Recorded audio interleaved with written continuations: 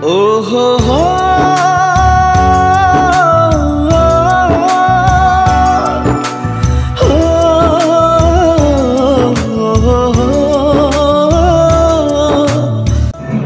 थैसाम part 2 आव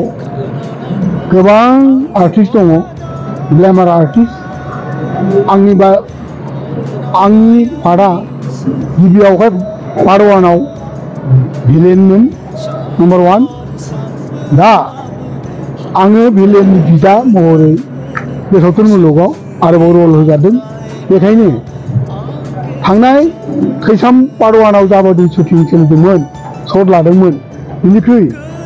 अनेक रोखोमनि मोजाङै मोजां शट लादों आरो आर्टिस्ट बिथांमोनाबो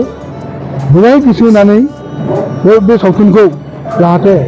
गोबां सुबुं माहारिफोरा नायनानै मोजां मोनगोन होननानै गोसो होदों जोंखौ एसे माजे माजे शुटिं लानाय समाव बे बोथोरासो एसे गाज्रि खालामदों अब्लाबो मोजां जागोन होननानै आसा फारिनाय थाबाय गोबां रायजो राजा सुबुं माहारिनि नायगोन होननानै आसा फारिनाय थाबाय गोजोन्थों। ओरैनोथ' आङो गिबियावनो नोंथांमोननि नैबे जिहेतु खौरांगिरि सोंलु बे सोंनायखौ आं गोजोननाय मोनो गिबियाव आङो आंनि गोसो गोरबोनिफ्राय बावहरनाय थाबाय आरो नैबे आरएन प्रडाक्सनावहाय आङो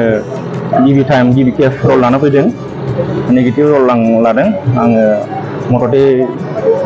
खालामबाय शुटिंआ मथथे सप्ता खनसेनि बारा जाबाय आं मथथे गोजोननाय मोनदों आरो जाहाथे मोजां माने जाफुंसार होनो हायो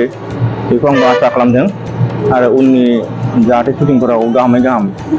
साक्सेसफुल जानानै बारग'लाङो। रायजोफोरखौ माबायदि नायनो थाखाय खावलायगोन? आंथ' खावलायनो लुबैयो जे साफ्रोमबो जोंनि रायजो राजाफ्रा गाहामै गाहाम जोंनि नैबे जिहेतु थैसाम पार्ट 2 बे सावथुनखौ बयबो अनसायो रायजो राजाफ्रा बयबो नायो आरो माने मोनफ्रोमबो बर' हारिफोरनि गेजेराव जाहाथे जायगा मोनो आं बेखौ आसा खालामो। नोंथांखौ गोबाव सम सावथुन मुलुगाव नुनो मोननाय जायाखैमोन बिनि सायाव आं सावथुन मुलुगाव नंगौ आङो मथथे 6-7 बोसोरसोआनो आङो गेप्स बायदियानोमोन गेजेराव खालामबोदोंमोन आं रल लाबोदोंमोन माखासे बेनारफोरनि आन्दाराव मालाबा माने बिसोरनि रिल्सखौ खालामनो हायाखिसै आरो मालाबा बिदिनो एसे एनै जानानै थांबाय सेरखम साक्सेसफुल जायाखै बे हिसाबै आंखौ बांद्राय नुनो मोननाय जायाखै आरो थैसाम 2 बेनि शुटिंआ सोलिबाय थादों गिबि खेबाव जोङो फार्स्ट शेड्युलाव ड्रामाखौ फोजोबना लादोंमोन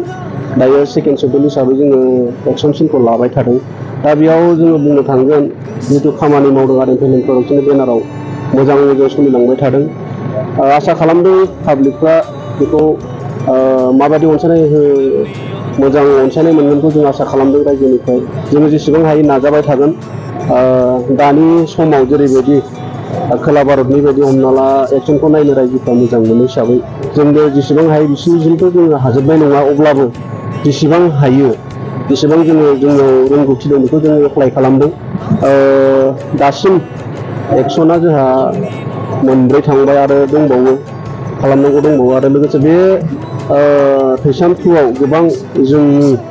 बर'नि मोजां महरगिरिफोर दङ दा आसा खालामदों साफ्रोमबो गाव गावनि मावनांगौ खामानिखौ मोजाङै मावलांबाय थादों लोगोसे आरएन फिल्म प्रडाक्सननि जितु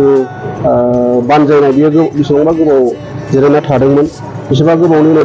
देग्लाय बे बोसोराव खालामफिनबाय आरो थैसाम पार्ट 1 आ 2014 आवनो खालामदोंमोन दा बेसेबांबा गोबाव थानानै आप टु 7 बोसोरसो जाबाय 7 बोसोर थानानै बे गेप थानानै खालामफिनदों बेनिखायनो आसा खालामदों आरो गावबो रबि नार्जारि हिसाबै बेसेबांबा गोबाव गेप जादोंमोन दा बेनिखायनो गावबो गोदान बे आरएन फिल्म प्रडाक्सननि जितु बेनाराव थैसाम 2 खौ लाबोफिननाय हिसाबै रायजोफोरनि अनसायनायखौ लुबैदों बा रायजोफोरनिफ्राय अनसायनाय मोनगोनखौ आसा खालामदों बेनिखायनो जों नाजाबाय थादों दा बेयाव महरगिरि हिसाबैथ' बहुत दङ जोंनि बर'नि बयजोंबो मिथिजानाय गासैबो महरगिरिफ्रा दङ लीनानिफ्राय लानानै आरो ओरै लंकेश्वरनिफ्राय लानानै सिगांनि गोसोम आदानिफ्राय लानानै गेमस्रिनिफ्राय लानानै अनेक प्रेक्टिकेल दैमु मनालिसा माइकेल गोबां दं आरो जोंनि जायगानि गोबां महरगिरिफोर दङ लोगोसेनो जितु जोंनि बे थैसाम 2 बे थैसाम 2 आव जोंहा एक्सननि खामानिखौ जोङो माखासे खामानिखौ मुम्बाइनिफ्रायबो मानसि फैदों आरो लोगोसे बे खामानिखौ जों माखासे खामानिखौ मुम्बाइआव हरगोन बेयो एडिटिंनि थाखाय जों मुम्बाइआव हरगोन एक्सननि बिएफएक्सफोरनि खामानिफोरखौ बिनिखायनो आसा खालामदों जों जेरैबायदि रोंगौथि दङ बेखौनो जों एप्लाइ खालामनानै खामानिखौ मावबाय थादों जेसेबां हानांगौ जों बेसेबां हाजोबाबो जानो हागौ अब्लाबो जों नाजाबाय थादों